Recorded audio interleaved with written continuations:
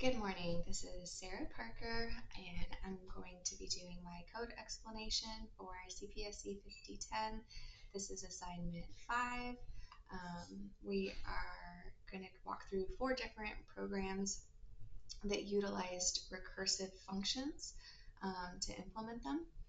This first program is to find the greatest common denominator using recursion. So the first thing I did was to make a function, and to find the greatest common denominator, we're going to pass in 2 variables. Those will be the 2 integers that we pass through. And if our first integer can be divided by our second integer with a 0 remainder, so this is using modulo to equal the 0 remainder, then we'll return n.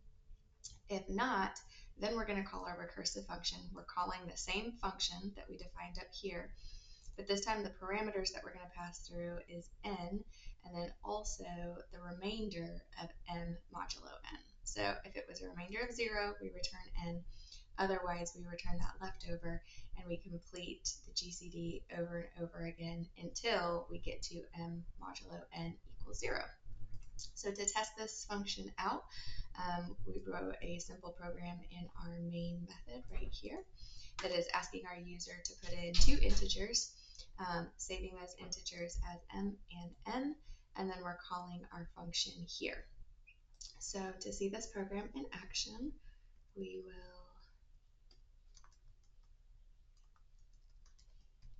execute it, and we'll make our numbers, we'll make it simple. And we have our output as the greatest common divisor for 3 and 15 is 3. So the program does work as we expected it to.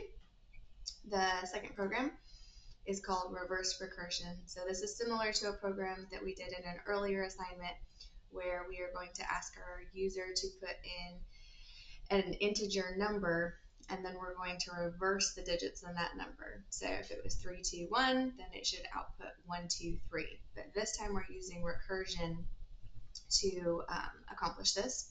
So this is our recursive function called reverse display, which is going to input a value of integer. That'll be what our user puts in. If our value is less than 10, then we're just going to output our value because there would be nothing to reverse. If it was 9, it would be 9. If it was 8, it'd be 8, and so on. What we care about is once it gets greater than 10, then we're going to output the value modulo 10, and that will get us that end, the last integer, and then we're just going to call our function again, and we're going to call it on the value divided by 10. So we take that last digit, we print it out, we remove that last digit, and then we call our recursive function, and it'll keep going until we get to a value less than 10. So to test this, we wrote a test program in our main method that'll ask our user to put in an integer, save that as our value, and then call our recursive function on that value. So for this program, it will be, let's do 74362. So it should print out 26347. 26347. So our program does work the way that it should. Our next program is decimal to hex. And this is going to convert a decimal number to a hexadecimal number. This one, our conditional statements are a little bit more involved, but this is our recursive value, which is going to return a string. So we're going to input an integer value, and then it should return a string. So initially, our string is just an empty string. If our value that was placed by our user is less than 16, initially, then we're going to check if it's less than 10. If it's less than 10, then our hex string value is just the 2 string of the value. So we just are going to convert the 9 to the string version of 9.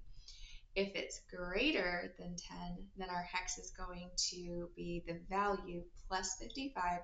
So if the value was 11, it would be 66. And then we're going to cast that to a character. And that's where we're going to get our hex value. Otherwise, if we're greater than 16, so here's our first if-else statement.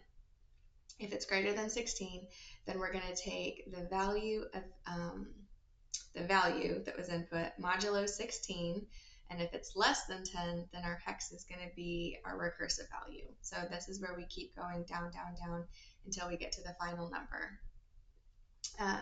Otherwise, if it's greater than 10, then we're going to call our recursive value divided by 16 plus the character of our value modulo 16 plus 55. So this is our part of our function where we're using recursion to get down to the point where we're looking to get less than 16. But until we get to 16, we use these two conditions to determine which if else statement we should use, and then we call our recursive functions in those statements. So to test that, we're just asking for a value, and then we're saving that as our variable, and then we're calling our recursive function here. So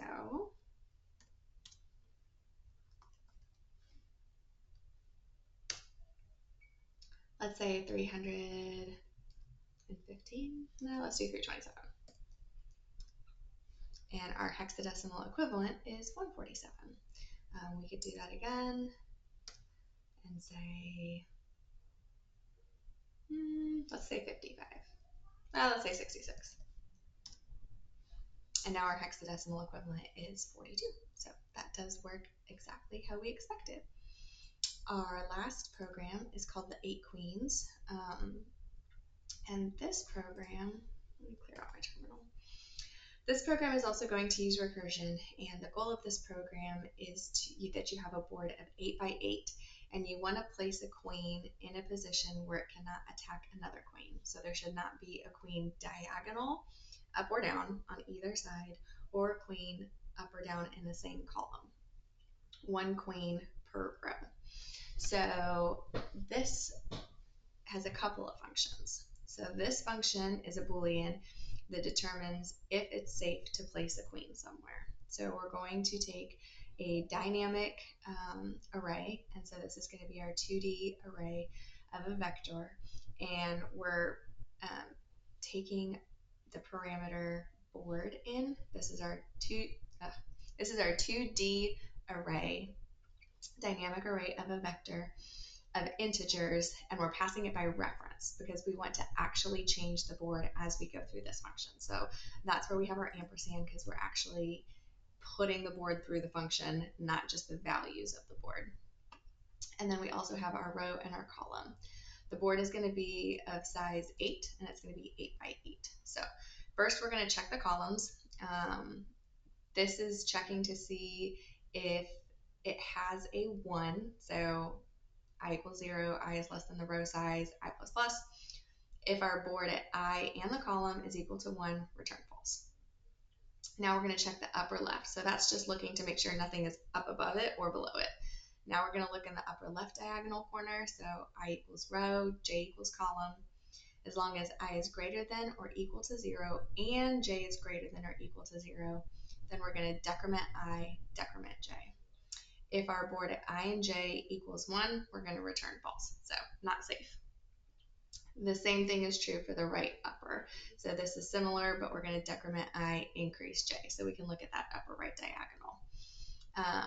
If all of these don't meet the conditions, then we're going to return it as true. So that position would be safe to place our queen. This is our recursive function to actually solve the problem. So to solve for n queens, we're passing in our 2D array by reference again, so we do want to change that, and then our rows. So if our row is equal to our size, then we return that as true. All of our queens were placed successfully. So if our column is 0, our column is less than our size, column plus plus. So if is safe, so we're calling our function up here, and passing in our board, and then passing in row and column. If our board at row and column if it is safe, then we're going to put a 1 at the position of board, row, column. So we're placing our queen. Now we're going to call our recursive function again if solve queens. So we're calling this again, board, row plus 1, then we're going to return it true. If we cannot safely place that in the next row, then we're going to backtrack and place it in a different position, check the board again, and continue on. If it's safe, then we go to the next row. If it's not safe, then we backtrack, put her in a different position, check it again, and then move on. So this is how we use recursion to backtrack if we need to and solve this problem. So from there, if we have successfully placed a queen, our queen is designated by a 1, everything else is designated by a 0. So now we want to print our board. So this is just where we're going to we're going to iterate through our array. And if we get to a position that is true, aka there's a 1 there, then we are going to change that with a Q. Otherwise, we're just going to put a dot. So if we were successfully placing a queen and it was a 1, this condition is met with a 1, then we change the 1 to a Q, and then we change all of our zeros essentially to a period. So it should print out an 8x8 board with either a Q or a period. Okay, so in our main method, this is where we're going to run our program. So this is our vector and our board of size, a vector size 0. Here, if solve queens at board 0, so if we were able to solve it, we're going to print our board, else we're going to say no solutions exist. Let's run the program. Oop. What am I doing?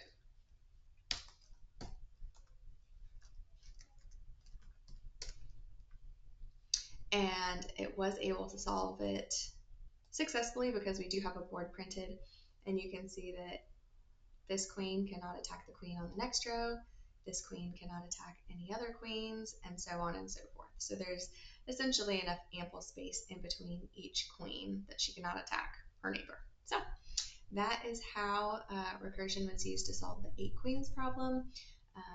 Thank you very much.